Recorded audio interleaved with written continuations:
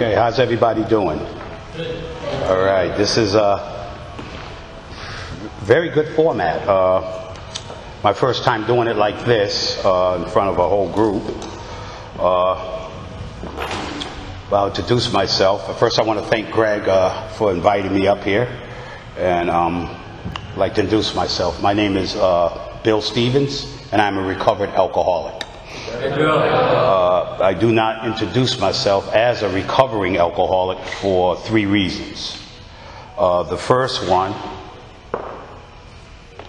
is that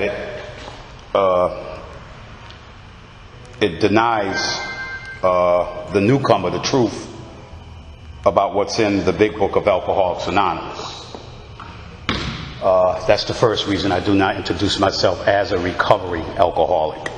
The second reason I do not introduce myself as a recovering alcoholic because it also denies what God has done for me and what God has done for countless others and what God continues to do for me as an alcoholic. I'm sober by grace. There's only two reasons why I'm standing here.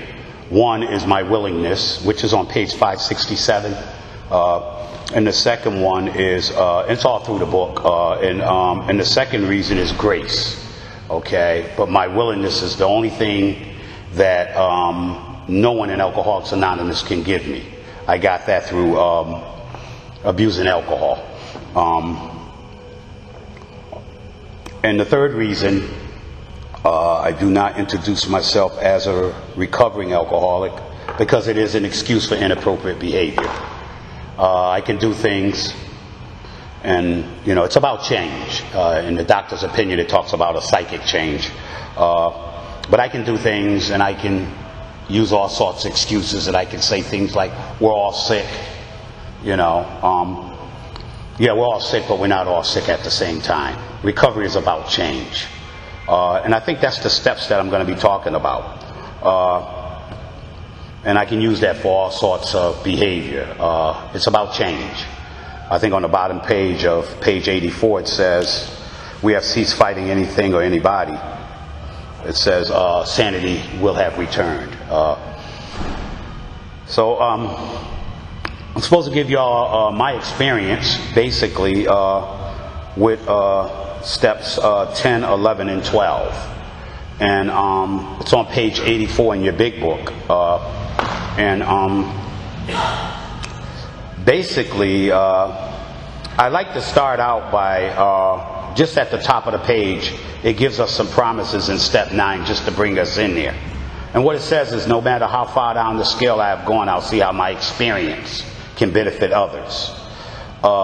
In my experience of using when I was drinking, in my experience now that I'm sober. Then it says that feeling of uselessness and self-pity will disappear. I feel like I'm worth something today, and I'm useless. On page 52 it says I had a feeling of uselessness, and then on page 84 it says that feeling will disappear. Then it says I will lose interest in selfish things and gain interest in my fellows. It also says self-seeking will slip away. Then it says by the time I get here and making my amends, my whole attitude and outlook upon life will change. It's about change. And then it says fear of people and economic insecurities will leave me. And then it says I will intuitively, inside of myself, know how to handle situations. And that's bringing me towards step 10. I will intuitively know how to handle situations which used to baffle me. Then it also says that I will suddenly realize that God, and it's not me that's doing it, it's God, it's my higher power that's doing for me what I cannot do for myself. I cannot stay sober on my own. And in how it works, where the three pertinent ideas is, where the spiritual manual is, the spiritual manual of the 12 steps is the ABCs. And it says there, A, that I'm alcoholic and I cannot manage my own life. And it says, B, no human power could relieve my alcoholism. And also C says God could and would if he were sought. And I think step 11 is about seeking him, and step 10 is about maintaining him and growing on him. But anyway, and then it goes on to say, are these extravagant promises with a question mark? And then it says, we think not, they're answering it. And then it's saying they're being fulfilled. So I'm going to share what's being fulfilled inside of me. Some of it quickly and some of it slowly. But it's saying it always materializes. And I don't notice it. Everyone else notices. They notice when I'm going backwards, and they notice when I'm going forward. When I think I'm going forward, I'm probably going backwards. Okay? And it says they will materialize if I work for them. So getting to step 10 is work. It's a lot of work. It's actually work finding out about what God isn't. Basically, not for me, it's not actually finding out who God is, but actually finding out who this power isn't. You know what I mean? A lot of things about what he ain't. And about aligning my will. And then it says this thought, this thought brings us to step 10, which suggests we continue to take personal inventory and continue to set right any new mistakes as we go along.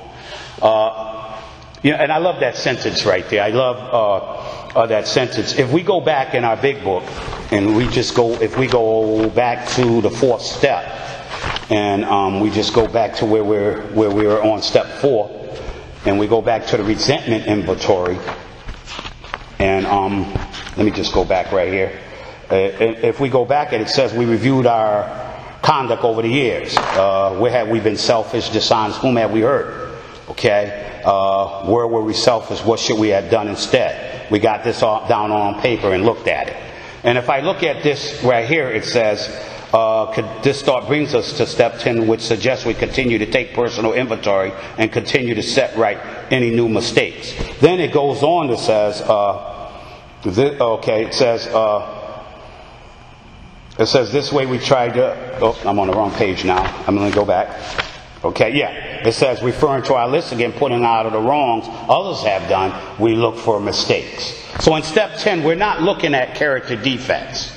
My truth, based on my own experience, the character defect was the alcohol, basically. Okay, that was actually the defect that was on. Now it's saying that I'm human, so I'm looking for mistakes. You know what I'm saying? And so I'm not looking for defects, I'm looking for mistakes. Because now I'm human, and I'm going to continue to make mistakes. And that's what step 10 is telling me. And basically what it's saying is, as I go along making my amends. Okay? And then it says we vigorously commence this way of living as we clean up the past. As I'm cleaning up my past. Then it says we have entered the world of the Spirit. And it took me a lot of years to understand that one sentence. I never heard of, if you ever get a chance and you're chairing a meeting, make the topic, share your experience, what it's like to have entered the world of the Spirit. You know, that'll blow everybody away. You know, what is it like to have entered the world of the Spirit? Well, my truth is, it's a God-likeness to me, but what it really means to me, by this time in my recovery, it's telling me that I have behaviors. So, alcohol is like 10% of the problem, and the other 90% of the problem is me. Okay? And on page 62, it tells me the problem. It tells me selfishness and self-centeredness. That we think is the root, I'm going to use my name, of Bill Troubles. And it says, I'm driven by 100 forms of fear, self-delusion, and self-pity. And then it says, I step on the toes of my fellows and they retaliate. Okay? And then it says, sometimes they hurt me without provocation. And that's basically what step 10 is telling me. So I'm going to do that continuously because I'm human. And those are the mistakes that I make. Okay? And then it says, I have entered the world of the Spirit. So what it's saying is, what I'm doing is I'm using my spirit, not my egoic nature. My egoic nature is my mind and my thinking. And I can't use my thinking to correct my thinking. That's how I got here. And that keeps me sick. And I can't use my mind. It's hard to explain, but I can't use my mind to correct my mind. You know, and somewhere along in step 11 it says that we have tapped into and I think it's step 12, it says I have tapped into an unsuspected inner resource. Something that I was not looking for when I came to Alcoholics Anonymous. I don't think any of us was. You know, I was only looking to get my wife off my case. You know, she was trying to divorce me and my kids, to get them to like me and get the police off me. I did not come here looking for God. You know, and I didn't come here looking for God, especially inside of me. You know, and so what it means to have entered the world of the Spirit. And Bill Wilson said spirituality is dependence on a higher power. So what I'm looking for, what it means to have entered the world of the Spirit means that I'm using my spirit which by now is in line with God's through the process of all the 12 steps and working with a sponsor. And I'm using my spirit actually to watch my behavior. Did I say that right? Did that make sense? Now, when I was a child, I used my conscience to watch my behavior. You see what I'm saying? So my conscience now becomes my spirit. And that's the unsuspected inner resource that I have tapped into. I have tapped into something that I didn't even expect to tap into. You know, because when I came to Alcoholics Anonymous, I had one mind, one set mind, and it was not about God. God was invented by white people to control black people. That's how I thought when I came here. You understand? And I didn't want to have anything. It was always about control. And little did I know that I was the one that was trying to control, you know, everything and everybody. I was just trying to control happiness, sadness, everything. And that's what it means. And then it tells me, so if I'm using my spirit to watch my behavior, it's telling me to start doing that now. Okay? And then it's telling me my next function is to grow in understanding and effectiveness. To be able to understand everything around me. And that process started, it started in, I think, in the third stanza of the Serenity Prayer, where it says, the wisdom to know the difference. To change the things. The second stanza is change the things I cannot change. Courage to change the things I can. And the wisdom to know the difference. And to be able to see that. To be able to see that intuitively. You know, there are 7 areas of self in the 4th step that help me with that. You know, my self-esteem, my pride. Watch out for all of that stuff. Carry step 4 into step 10. And when it says continue to take personal inventory, to continue step 4. To continue to set right any new mistakes. To continue step 4, 5, 6, 7, 8, and 9. To continue them all. To continue them in this step as I'm walking through the world of the spirit. And then it says, this is not an overnight matter. It's not going to happen overnight. I'm in my sobriety date is March 9th, 1994. I'm in my 21st year of sobriety. It's not nothing I did. Okay? And it says it should continue for our lifetime. So I continue for my whole lifetime to watch my behaviors. And my best measuring stick is how close I am to you is how close I am to my fellow man. Page 79 says, if I can go back here to 79, it says, page 77, it says our real purpose is to fit ourselves to be of maximum service to God and those around us. So my will is to serve. You know, and how close I am to you is how close I am to God. That's actually my measuring stick. And how do I do that? It tells me to watch for things. To watch for things in my 4th step. So I don't have to walk around every day doing a 4th step. I'm watching for it intuitively. You know, and it's telling me to watch for selfishness. It's telling me to watch for dishonesty, resentment, and fear. And then the big book is very clear. It says, when these crop up. It does not say if these crop up. It says, when these crop up. It gives me clear cut directions on what to do. It tells me I ask God to remove them at once. Okay? And then it tells me, and I tell God, I don't tell God to remove them at once. That's where we get the step wrong at. It says, at once I ask God to remove them. Telling God to remove a character defect is playing God. You see what I'm saying? God can't pray to God. You know what I mean? God can't pray to God. So it's clear cut. It says, we ask God at once to remove them. Not tell them to remove them at once. Because He might want us to, you know, stew in it a little while. You understand what I'm saying? So we say, God, remove it. Okay? And then we discuss them with someone immediately. And that's very important, especially if you're new here. That's why we get phone numbers and all of that when you're new, and they tell you, even when you're an old timer, continue to get phone numbers. Because you'll go on your phone, and I was trying to call people, and I called Bill, but Bill's in another state. So I'm not getting numbers. You know what I mean? And numbers are very important, because I have to discuss them with someone to make sure that I'm tapped in the right resource. See, there's the wrong resource, which is my thinking, which is my ego, egoic nature, my ego, and then there's the right inner resource. And most of the time I'm tapped into the wrong one. You see what I'm saying? Mostly all the time. People with a lot of wisdom, they check with other people to check their thinking. You see what I'm saying? So I get up in the morning and I call a lot of people. I have a lot of calls. I must have made around about 30 calls today. And I make it daily. And I start off right from the beginning. I have a job. I drive tractor trailer. So I can just do it. I'm just in there and I put on my thing, and I can call all day. There's no one bothering me. But I have to pay attention to what I'm doing on the road too. Okay? But that's what it's saying. Okay? So it's telling me to watch for these behavior. Remember, I have entered the world of the spirit. I'm using my spirit to watch my behavior. Okay? Then I resolutely go, then I make amends quickly if I have harmed someone. Quickly.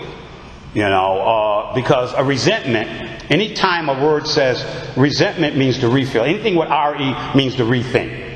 And when I do something to someone, it starts out as a wrong. But when I call Greg and say, guess what Chris did to me? Now it's starting out as a resentment because I'm reliving. Then when I call you, what's your name? Paul. I say, Paul, guess what you call him did to me? Because I don't agree with what Greg said. You understand? So now I'm arguing with Greg.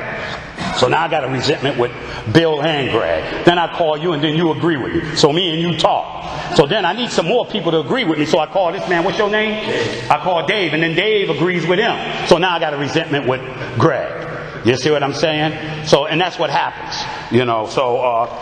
Basically that's so you try to connect yourself with people. For me, the people that tell me what I don't want to hear are the people that care more about me. Care more about me as a child of God than you care about my feelings. Because my feeling comes from my thought life. And my thought life is based on what I want. And my thought life is based on my selfishness and self-centeredness. My thought life is based on me being an actor, trying to arrange the lights, the ballet, and all the scenery in my way. That's what my thought life rests on. If only my arrangements would stay put. If only everybody would do as I feel. And that's basically what it says. And it says, I have ceased fighting everything and everyone, for this time sanity will have returned. But the last sentence in there, it says, I can turn my thoughts to someone I can help. When I can turn my thoughts to someone I can help, I did the active part of step 10. There's an active part, then there's an inactive. There's a part that I do while I'm moving around, then there's a part that I do while I'm thinking, while I'm inside myself, when I take a little moment, But where it says, when I can turn my thoughts to someone I can help, because step 10 and 11 is about my thought life. That's basically what these steps is about. It's about my thinking. And it's about correct, because that's where the problem is. Page 23. It says these observations will be pointless and academic if our friend never took the first drink. Therefore, the main problem of the alcoholic sin is in his mind rather than his body. They tell us that in step 1, page 23. Okay? So that's what it's telling me. And then it gives me some promises. I want to move on. I don't want to, because I won't get through it if I go sentence by sentence. And it gives me some promises. It tells me I will seldom be interested in alcohol. Because liquor's not a problem. I'm a recovered alcoholic. I do not have the physical craving. I have not had the physical craving since March 8th, 1990, March 7th, 1994, somewhere around there. Okay? I have not had the physical craving. I do not have the mental obsession. I can see the truth about my alcoholism. Therefore, in step 2, I've been restored to sanity. So I can see the truth about that. And spiritually, I have entered the world of the spirit. So therefore I'm recovered mentally, physically, and spiritually. Physically. Okay? And then it says, if I see liquor, I recoil, and that's what I do. It says I react sanely and normally, and it happens automatically. That's the promise. That's the 10-step promise. And it says I have a new attitude toward liquor, and it's been given to me without any thought on my part. It's no more black knuckle sobriety. I got black knuckles. So it's no more, it's no more black knuckle sobriety. The problem has been removed. It says I'm in a position of neutrality, safe and protected. I haven't even sworn, I swear I won't drink today. It does not exist. You know what I mean? Then it gives me a warning. That is how we react so long as we keep in fit spiritual condition. And how do I keep in fit spiritual condition? How do I do that? You hear people a lot of times in the room, it says all I have to do is don't drink and go to meetings. That's not what they're talking about. Meeting makers make it. That's not what they're talking about. Stick around, the program will get you. That's not what they're talking about. I don't need to read the big book. You know what I mean? I can get, I read that book. All the answers are not, no, the answers aren't in the big book. The questions are in the big book. We do not do the big book to solve problems. We study the big book to find God. We do not do it to solve problems. We do not use the big book to find the answers. If someone hold a big book up and say the answers are in the book, yes, they're right. The answers are in the book. But that's not what we're looking for. We're looking for, in the big book, for the right questions. And we find the answers deep down inside of us. Page 45 says, where and how will we define this power? Page 55, actually we were fooling ourselves, for in every man, woman, and child is the fundamental idea of God. It's inside of us. You know, and it said, maybe obscured by calamity. You know, I don't like what you said, and I like what you said, and I don't like what you said, and I don't like what he did. That's confusion, pomp, my ego, you know, or worship of other things. But some form or another God is there. And if he's in me, he's in you too. He's in every man, woman, and child. Okay, and that's a great promise.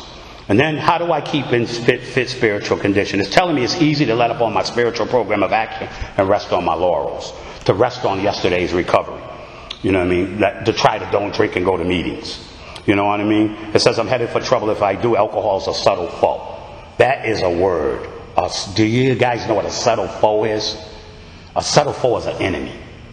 I like when Bush, when they did 9/11, Bush said, whoever did this, we're going to hunt you down. We're going to find you. There ain't no place on earth you can hide. We're going to find you. And when we find you, we're going to kill you. That's exactly what his words were. And he was talking to the man that did 9/11. They found him, and I guess they killed him. But that's what a subtle foe is. A subtle foe is when something's hunting you, and hunting you down is not going to let go until you're dead. And that's what they say alcohol is. Alcohol is an enemy to alcoholics. It's poison. And it says we're not cured of alcoholism. See, I'm not cured, I'm recovered. I recovered from a hopeless state of mind and body, but I'm not cured. What I have is a daily reprieve. That's what I do one day at a time. It says, people say, what do you do one day at a time? Well, just don't drink and go to meetings. That's not what the big book says. What I do one day at a time, it's going to tell me on the bottom paragraph. It says, every day is a day I must carry the vision of God's will into all of my activities. That's what I do one day at a time. Thy will, not mine, be done. That's the thought that must go with me constantly. Not my thinking, but God's thinking. So I go back into the world of the Spirit. Okay? And it says these thoughts must go with us constantly. Then it says we can exercise our will all we want. See, my will is aligned with God's now, so I can exercise mine along with God. Because I'll feel it when I'm off track. I can feel it. You know what I mean? Because I'm going to start calling people and trying to justify it, and then they're going to all piss me off. And then I'm going to be pissed at myself, and then I'm going to do the right thing. That's how it works for me. My step 10 always works through people.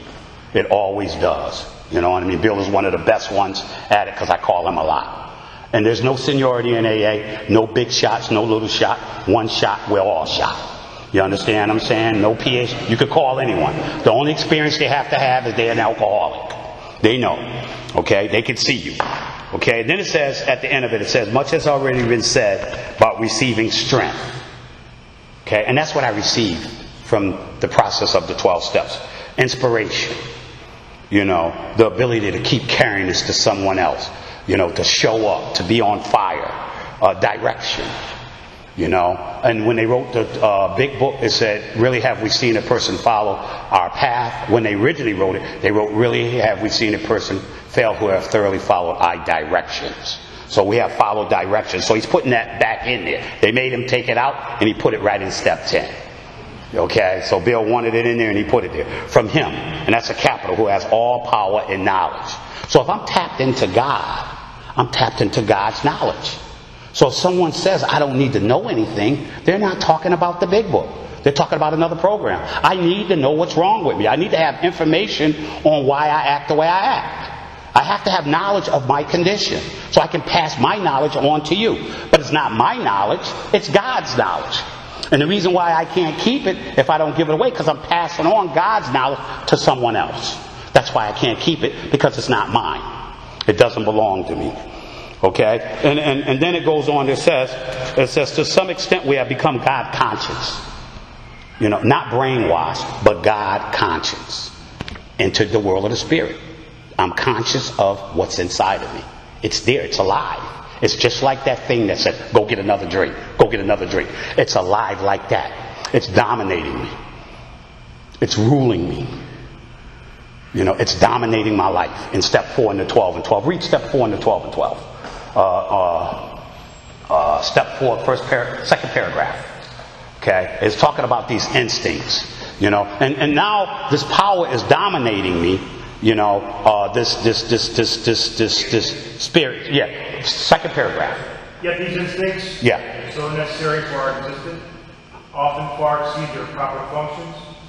Powerfully, blindly, many times subtly, they drive us, dominate us, and insist upon ruining our lives. Our desires for sex, material, and emotional security, and for an important place in society often tyrannize us. When thus out of joint, man's natural desires cause him great trouble. Practically all the trouble there is. And that's basically, that's the wrong inner resource. You guys follow what I'm saying? Basically. And so it says, so what it's saying is, to some extent, I have developed this vital sixth sense. I have the God. Everybody know what the other sense, I can see, smell, and all. But now I'm following this sixth sense. You know, and this sixth sense is tapped into everyone in AA. But I'm following it. Okay? But I must go further.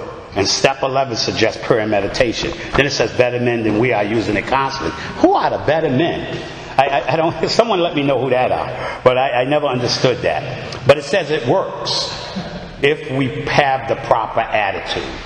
And let's just go back and look at the proper attitude. Page 55. Remember when we talked about the fundamental idea of God is in every man, woman, and child? Okay, he's going to read page. We got to read loud so they can hear you here. Okay. All right, page 55. Actually, we were fooling ourselves. For deep down in every man, woman, and child is the fundamental idea of God. I say it may be obscured by calamity, pomp, worship of other things, but some form or another, he was there. Read the next paragraph. Now when I'm blocked, it's telling me exactly what to do. We finally saw that faith in some kind of God is a part of our makeup, just as much as the feeling we have for a friend. Sometimes we had to search fearlessly, but he was there. He was as much a fact as we were. All right, now go to the next paragraph. If we can only clear the ground again. We can only clear the ground a bit. Our testimony helps us sweep away prejudice. First thing, sweep away prejudice. Enable you to think honestly. Think honestly. Encourage you to search diligently within yourself. Search diligently within yourself. Then, if you wish, you can join us on the broad highway. With this attitude, you cannot fail. The consciousness of your belief is sure to come to you. See, in the earlier chapters, they're using the consciousness of your belief is sure to come to you. That's to enter the world of the spirit. See, but it's three components on page 55. Think honestly, search diligently within yourself, and what's the other one? Sweep away prejudice, think honestly, search diligently within yourself. Those three things. And that's what they're talking about in step 11. Okay, if we have the proper attitude. If we do those three things. And it says it would be easy to be vague, yet we think we can make some valuable suggestions.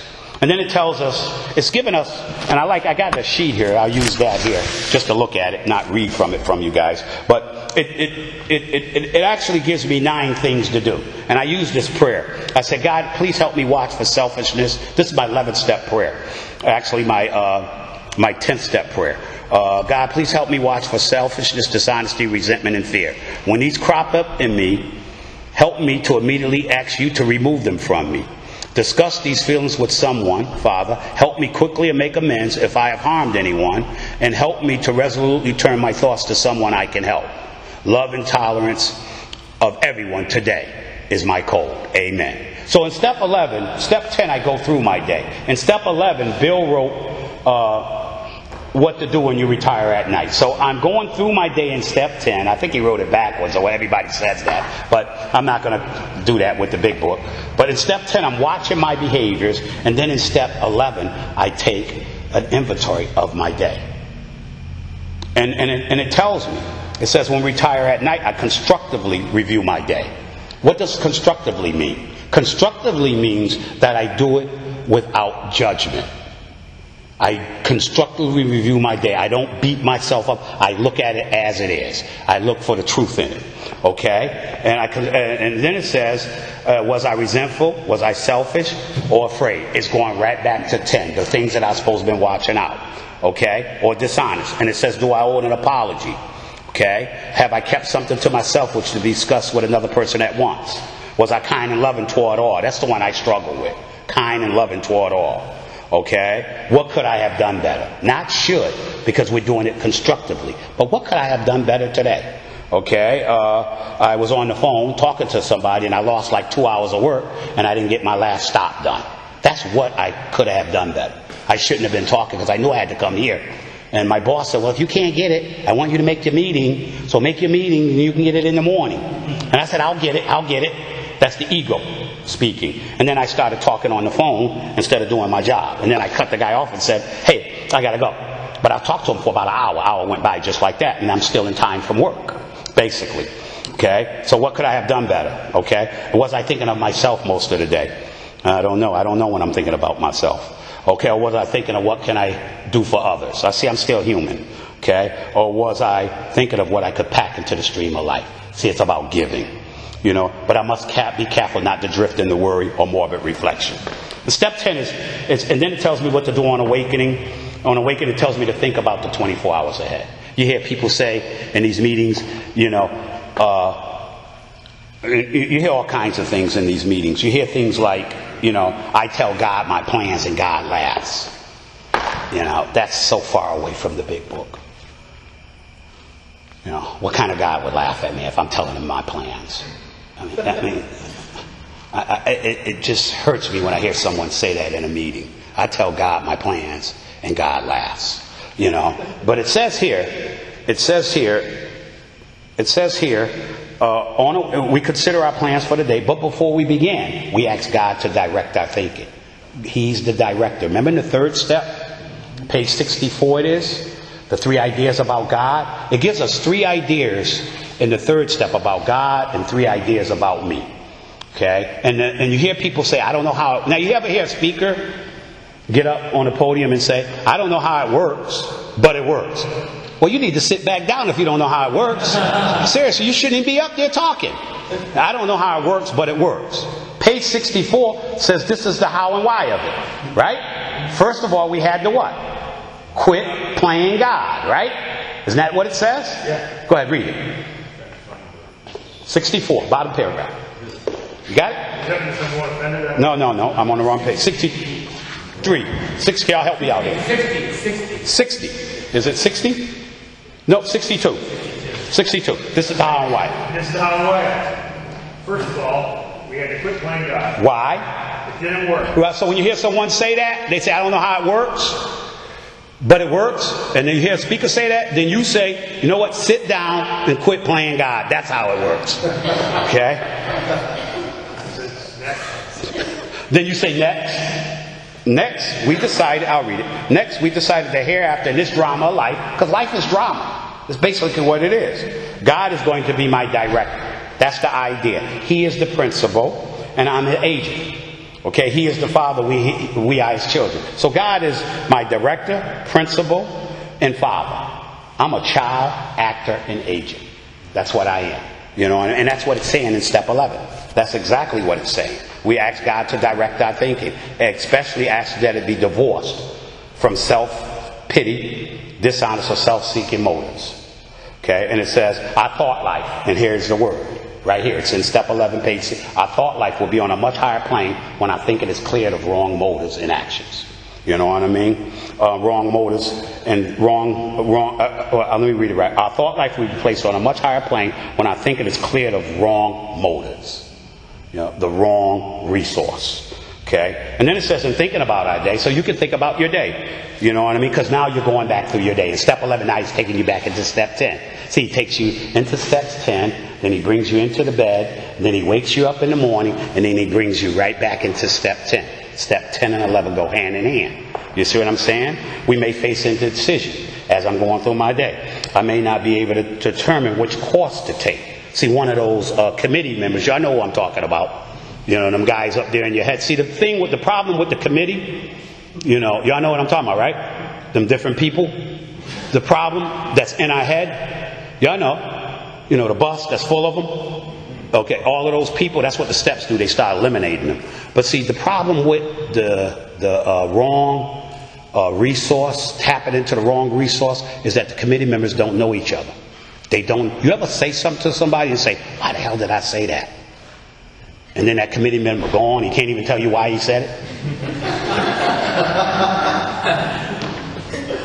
You know what I'm saying? You ever think something You know, in step 11, where we're thinking of ourselves most of the time. You know what I mean? You ever think about somebody and think something real nasty about them and then say, and you do it, we do it naturally. And we say, I'm sorry. And then the person said, what are you apologizing for? Oh, I just need to tell you I'm sorry. You ever say you're sorry but don't want to tell them what you're sorry about? Because it's something you thought. You see? And that's what these steps are about. It's about aligning my will with God's will. It's about entering the world of the Spirit. You know, my final destination. There is a destination. My destination is that in step 12 it says, in a vision for you, it says, we hope that every alcoholic who journeys will find Alcoholics Anonymous at his destination, at the end of his drinking. At the end of my 9th step, when I get to my 10th step, my destination is to enter the world of the Spirit. Okay? And then once I enter the world of the Spirit, then my next function, my next destination is to grow in understanding and effectiveness. And that's what this is telling me. Okay? So it says, it's telling me, I ask God for inspiration. And write these words down. Say, God, please give me inspiration, intuitive thought, or decision. Just write it on a card and meditate on it. And then the words obedient. Inspiration, intuitive thought, or decision, to make the right decision. We're often surprised how the right answers come after we have tried this for a while. Because the answer will not come from our thinking, it will come from our spirit. Okay? And what it says, what used to be a hunch of gradual inspiration gradually becomes a working part of the mind. Okay? And then it said, talks about, it's not proper we're going to be inspired at all times. And it's going to talk about paying the price for our behavior. You know, because it's about repetition. Then it says we conclude the period of meditation with a prayer that we be shown all through the day what our next step is to be. See? And that's what it's like to have entered the world of the Spirit. God, show me what's my next step to be. That's another prayer. You know what I mean? God, show me what my next step is to be. Just say it all day long. You know what I mean? Somebody talking to you, say, oh, I'm trying to figure out what my next step is. Please leave me alone. Then you act, and here's another one. You act, and we do this all day. See, step 11, 10 and 11 is being aware of this. Being aware of this. That's the thing. See, what happens is something is asleep inside of us and it wakes up. You see what I'm saying? And now we're aware of it. Okay? Yeah, how you doing? Okay. And then, so it says, we're careful never to pray for our own selfish ends. Remember in step 11? Praying only for knowledge of His will for us. You don't pray for a car. You know what I mean? You don't pray that the building fall down and hit Greg. You understand what I'm saying? You don't pray for stuff like that. You know, you don't pray for your selfish ends. That's what it's saying. You know what I mean? There was a king and he prayed for wisdom and he got everything he wanted. You know what I mean? Wisdom and everything. It's in the Bible. But anyway, I don't. I'm going to keep it on this though. Okay, so it says many of us waste a lot of time doing it. It doesn't work. You know what I mean? Like praying to hit the lotto. You know, it just doesn't work. You know? And then it says to ask your family or your wife to join you in morning meditation. And then it tells you what to do if you belong to a religious domination. Then on the bottom paragraph, it says as we go through the day, pause when agitated or doubtful.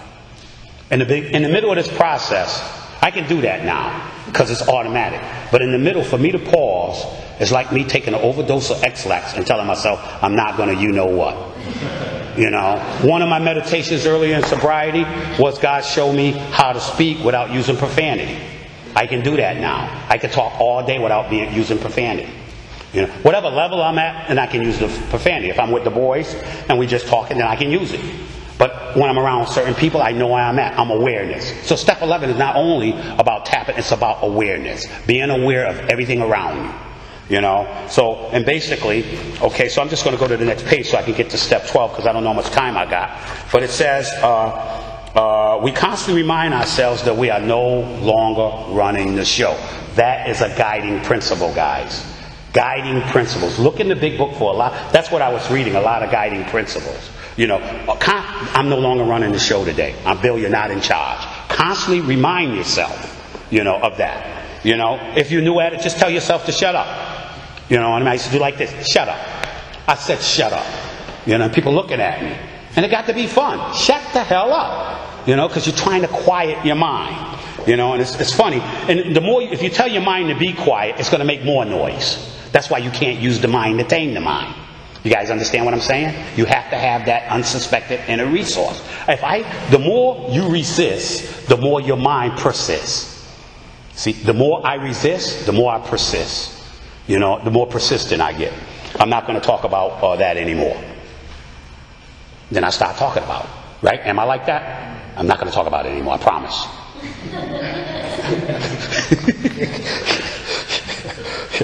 Then I call someone, they say, I don't want to talk about it, Bill. I'll say, I'm not going to talk about it. Then I say, how you doing? You know that, Greg? And then they hang up on me. I don't want to talk about Greg. I mean, y'all know what I'm talking about, right? But, you know, so it says, we're no longer running the show. Humbly saying to ourselves, each time, guiding principle, thy will be done. It might have said that around about 5 or 6 times in these 2 pages. I don't know. I haven't counted it. Okay, and we're much less danger of fear. That's what we got to watch out. Anger, worry, and foolish decisions. See, those are our enemies. We become much more efficient. We do not tire so easily because we're not burning up energy as we did when we're trying to arrange life to suit ourselves. It works. It really does. So these are about disciplines. So it's saying we let God discipline us in the way we have just outlined. You know, if you practice something over and over a period of time, you get good at it. And just step 10 and 11 is about repetition. And repetition is the mother of character and skill. It's the mother. Repetition. If you do something over and over again, you get good at it. Repetition is the mother of character and skill. If you do something over and over and over again, it becomes a working part of the mind. And once it becomes a working part of the mind, they say the longest journey you ever take is from your head to your heart. And they make it easy for you when they say that, because they made it for me. And what they were saying was the longest journey I ever take is from my head to my spirit. So if I do something over and over again, I memorize it, and it becomes a working part of my mind, and then comes to my spirit, and then my spirit starts taming my mind. You see what I'm saying? My spirit tames my mind. You know what I mean? So it says every day God wants us to become a little more like Him.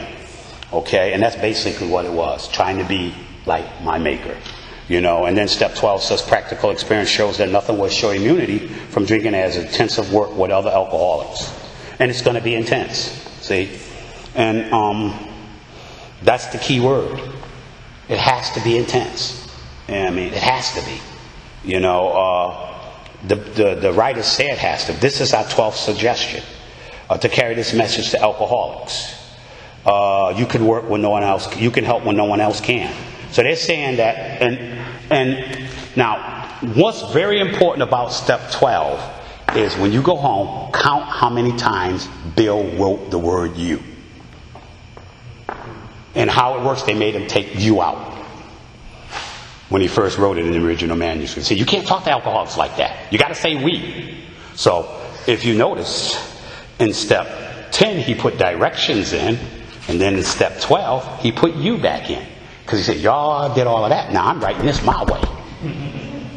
You see what I'm saying? So stay out of it. So he says, now watch this. You can secure their confidence when others fail. Remember, they are very ill. Life will take on a new meaning. To watch people recover. This is a program about recover. The first promise in the big book of Alcoholics Anonymous is the story of how thousands of men and women have recovered from alcoholism. If you're not showing the newcomer that he can recover, then you ain't offering him no hope. It was in the reading. I heard it in the reading here. It's about hope. You know what I mean? So how thousands of men and women have recovered. On the first edition, we of Alcoholics Anonymous, the authors of the book wrote, are more than 100 men who have recovered from a seemingly hopeless state of mind. To show other alcoholics precisely how we have recovered is the main purpose of this book. So I'm going to show them what my higher power did for me. Okay, and then it says, we know you will not want to miss it. Frequent contacts with newcomers and with each other so it's not only saying newcomers, it's saying each other. So that's old timers. Is the bright spot of our lives. Okay? Perhaps you, see, and are not acquainted. And it just keeps going. Okay? You can easily find some. You will be handicapped if you arouse it. Don't arouse all that stuff. okay, from them if you, see, he's constantly he's picking on these people that voted it out. When you find a prospect for Alcoholics Anonymous, then it's saying, find out all you can about him. Find out all you can about him. How do you do that? Okay, if he does not want to stop drinking, don't waste your time trying to persuade him.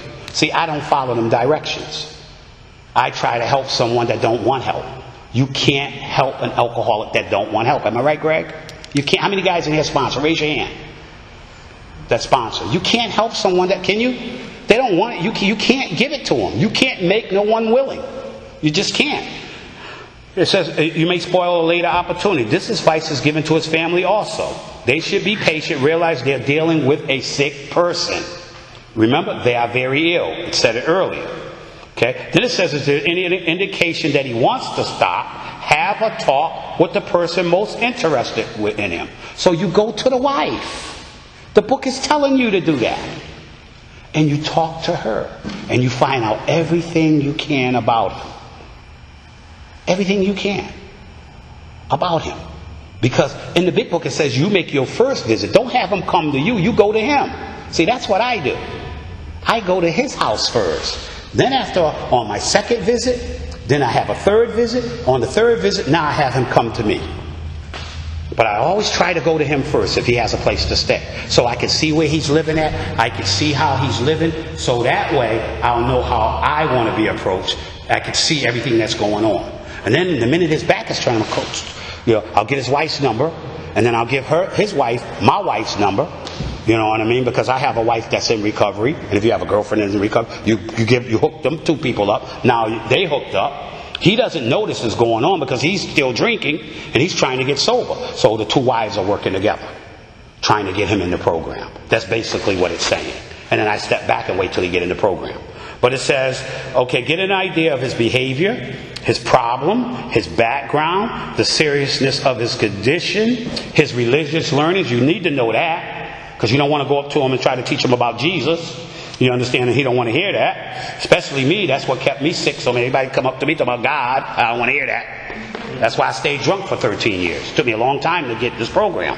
Because people were making the wrong approach. This information you will need to put yourself in his place. To see how you would like him to approach you if the tables were turned. See? If the tables were turned, you want to know everything about him. Everything you can. Okay? Then it says sometimes it's wise to wait till he goes on to a binge. Remember, you 12-stepping this guy. Okay? The family may object to this. Okay? Okay? Don't deal with him when he's very drunk.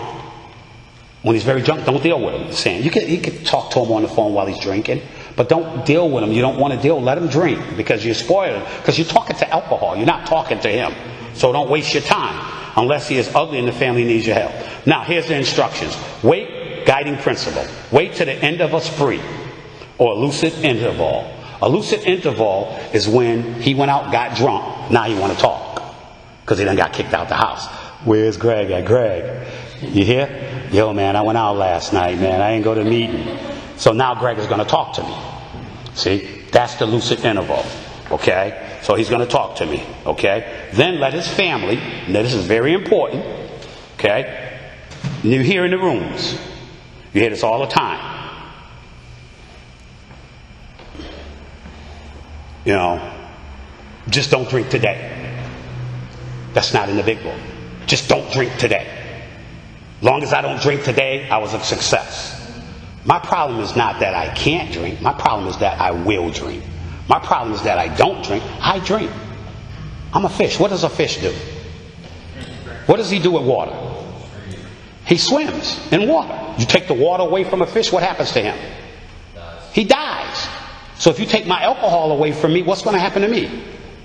I'm going to die. How I ended up in AA, my wife took my bottle away from me. And I attacked her. She took my liquor away from me. Bill Wilson said alcohol is the glue that holds the alcoholic together. So it talks about in the 12 step about being witch burners. You know what I mean? Don't hate alcohol when you're talking to him. You know, and tell his family. Let him drink all he wants to. You know what I mean? You want him to drink all he wants to because you want him to get, till he give up. Okay? So it says, okay, let his family ask him if he wants to quit for good. You do not want to ask him, do you want to quit for today? Ask him, do he want to quit for good? It's in Dr. Bob's story, Dr. Bob's nightmare. You know where it's at in there? Can you find it? Okay. But that's the message of AA. And if he says yes, then you say, can you do it one day at a time?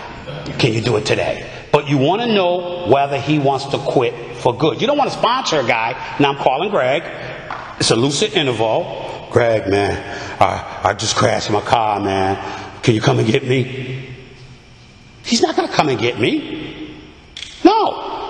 You know, he'll talk to me. Yeah. Why don't you come to the meeting? Call me tomorrow when you wake up. Okay? Don't come and get me, Greg. Because now I'm using him for, it talks about that in there. You know what I mean? I dug my hole, let me dig my way out. So what it's saying is, let me not get off track on this little one thing. Okay. If he says, okay. So if he wants to quit for good, and then Greg's going to ask me, do I want to quit for good? And I say, see? Once I say I want to do it for good, now Greg's interested in helping me. But if I want to quit one day at a time, that means Greg's going to come. He's going to help me get out of my scrape. He's going to pay for me to get out of jail. I'm going to get out of jail. And then a week later, I'm going to be drinking. He's going to say, call me every day. And I'm not going to even call him. You know, page 96. It says, do not be discouraged if your prospect does. Page 96, read it. What's that? Do not be discouraged. Do not be discouraged if your prospect does not respond at once. Search out another alcoholic and try again. You are sure to find someone desperate enough to accept with eagerness what you have to offer.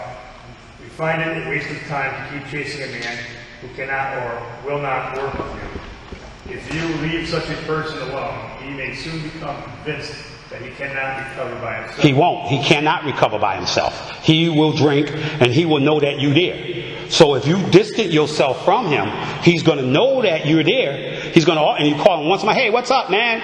You done drinking? I'm here for you. If you need me, talk. I got to go. Click. You understand what I'm saying? So he knows there's a way out. See, because the name of the book, when they wanted to really name it in the beginning, was A Way Out. But they called it Alcoholics Anonymous. So the next sentence is very important. If he says yes, okay? If he says yes, he wants to recover. Now I want help. I want Greg's help. Then his attention should be drawn to you as a person who have recovered. That's on page 90. That's why we introduce ourselves as recovered alcoholics. As a person who have recovered. You know, and if you're not introducing yourself as a recovered alcoholic, you know, probably you're not even reading this book. You know, I mean, it says it right there. Something's stopping you. You know, I don't know what, you know what I mean. You know, you should be described to him as one of our fellowship who, as a part of your own recovery, try to help others, and we'll be glad to help him if he cares to see you. See, so you start out on an even basis. So Greg's going to say, yes, I'm going to help you because I need you just as much as you need me. We're going to do this together. And that's what it's saying. Okay, and then it gives you all kinds of suggestions. I'll go to the squiggly writing on page 93. It says, continue to speak of him of alcohol as an illness. Page 21. Page 21, an illness of this sort. That's how you want to talk to him. We come to, and use your own experience and talk about the condition of body-mind. You know, that's what Bill did to Dr. Bob. His attention should be focused mainly on your experience. Explain you are doomed, that you were doomed, that many are doomed who never realize their predicament. Okay? Then it talks about he may belong to a religious denomination. Religious education and training may be far superior than yours. Don't even go there. Stay away from that. You know what I mean? Because you got that information from his wife. So if you know he know more about you, stay away from it. And if he don't want to have nothing to do with God, let the book do it. Okay? And what I do is page 47. Page 47, real quick. Top? Yep, top. When therefore we speak of you, of God, we mean your own conception of God. Right. You let him know his own conception. You don't try to throw your God at him. His own conception. Just the whole thing. He can't play God. You take him right straight to how it works. You know how it works? Quit playing God. Why? Because playing God does not work. See, you don't want to sponsor a guy that's playing God. You just don't want to do that. You know, and then it just goes on. It's got so many guiding principles. Then it says on page 95, outlining the program of action, explaining how you made a self-appraisal, how you did your fourth step, how you straighten out your past by making amends, how you endeavor to be helpful to him. It's important that he realize that your attempt to pass it on to him plays a vital part in your own recovery. Constantly remind him that he's helping you. Don't ever be above him. That's what the 12th step is about. You know what I mean? Constantly, the most successful sponsees are the ones that correct their sponsors. If they're trying to correct you all the time, you got a good guy. Just be patient. You know, because he's watching your behavior. And he's a pain in the neck because he's telling you how to live. That's the guy you want to sponsor. Because they're telling you what to do. And when he tells you what to do, listen. Don't get mad like me. I get mad. Start cussing them out and hang up on them. You know, who are you to tell me what to do? You know, don't do that. You know, because you can lose them that way. Am I right, Bill? Don't I do that? Do I do that? Sometimes, yeah. Yeah. Okay, and then he's not, and now, hold up. If he's not interested in your solution, he expects you to act only as a banker. Okay? Hey, I need some money, man, Greg. Okay? Or nurses freeze. Can you come get me, man? I'm at a hotel. Okay? You may have to drop him until he changes his mind. This he may do after he get hurt some more. Let him, page 31, go out and try some more controlled drinking. Tells you that. And then, I like the helping others, page 100. I don't know how much time I got. 2 minutes, okay. It says, both you and your man must walk in the path of, page 100, very good guiding principle. It says, both you and your man or woman must walk in the path of spiritual progress. If you persist, remarkable things will happen. Tell him what meeting to go to, where you expect him to be at. Tell him to do things, because he got to be able to take directions. You understand what I'm saying? If you persist, remarkable things will happen. Then it says, follow the dictates of a higher power, and you will probably live in a wonderful world, no matter what your present circumstances is. Tell him to follow the dictates of and work, and then it talks about when work with a man, do not take care to participate in their quarrels. Don't get in their arguments. Don't do that. It's so many guiding principles here. And then I like the last page. Your job now is to be in a place where you be of maximum help to others. Never hesitate. Remember, our real purpose is to fit ourselves to be of maximum service to God and those about us. Remember, our 5th tradition? Our primary purpose is to stay sober and help others. Without no real purpose, we have no primary purpose. You see what I'm saying, guys? Without no real purpose. In step 9, clearing the wreckage of our own path, entering the world of the Spirit, we have no primary purpose. We have to be an example. You know what I mean? You say, your job now is to be in a place where you may be of maximum help to others. Never hesitate to go anywhere if you can be helpful. That means if a meeting is crazy, sometimes you need to go there. They're talking about places like that and other places, but I look at it right now, they're talking about meetings. Meetings where there ain't no sobriety there. Then go there. Don't have to go there every week, but go there and share every now and then. Go hang around. I always ask Greg about Alcoholics in Actions, right? I always ask you about that every time I talk to him. And I talk to him maybe once a month, but I always stay in contact with him. You should never hesitate to visit the most sought out spot on earth. Keep on the firing line of life. That's in the meetings. And with these motives, God will keep you unharmed. So you can go anywhere. You understand? And some people say any other places, but it covers them too. But I'm talking about meetings. Okay, and then page 103. Never show intolerance or hatred of drinking as an institution. Our experience shows that this attitude is not helpful to anyone. I'll share this and I'll shut up. There was a guy named Greg that I was sponsoring about 5 years ago. You remember him? And we took him to treatment. He did the treatment. We got him out. We brought him to meetings. And his wife was leaving him. And he lost his job. And he went and he took his 401k. I don't know. He took a lot of money. 10, 15 grand. He had a lot of money in there. And he just wanted peace. And he wanted the program, but he was a real alcoholic. And I took him to a meeting. And he had gum, packs and packs of gum on him. Because he was still drinking. And I was still trying to help him while he was drinking. I was still trying to help him. Maybe I made a mistake, maybe I didn't. I'll just share the experience. And I was trying to get him to go to meetings. And he was sitting in the meeting, and then someone in the meeting said, whoever brought this guy to this meeting should be ashamed of themselves. You know, he's drinking.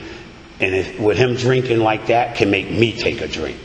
You understand what I'm saying? He shouldn't even be in here. He should leave. You know what I mean? And he know who I'm talking about. And the guy got up and he walked out. And I walked out behind him. I said, don't listen to that guy. You understand what I'm saying? The only requirement for membership is the desire to stop drinking. And I couldn't get, remember? I couldn't get him to go back to a meeting. I begged him. And he wouldn't go back. 3 weeks later, he was dead. He died. He went home and he drank himself to death. He would call me. I said, you going to go? He said, next week. I said, you're going to go? No, those people can't help me. Those people can't help me. They said that I'm drinking, and that's for people that don't drink. And I can't never go there. I said, well, won't you go back to treatment? I went there. I'm not going back. And it was showing hatred or intolerance. Every alcoholic looks for okay, we are careful never to show intolerance or hatred of drinking as an institution. Experience shows that such an attitude is not helpful. Every alcoholic looks for the spirit among us. He's looking for us not to be against his drinking. You know what I mean? A spirit of intolerance might repel alcoholics whose lives could have been saved had it not been for such stupidity. We would not even do the cause of temperate drinking any good. Not one drinker in 1,000 likes to be told anything about alcohol by one who hates it. Someday we hope that Alcoholics Anonymous will help the public to better realization of the gravity of alcohol problem. We shall be of little use if our attitude is one of bitterness and hostility. Drinkers will not stand for it. Show them love, okay? After all, our problems were of our own makings. Bottles were only a symbol. Besides, we have stopped fighting anything or anybody. We have to. Thanks for letting me share.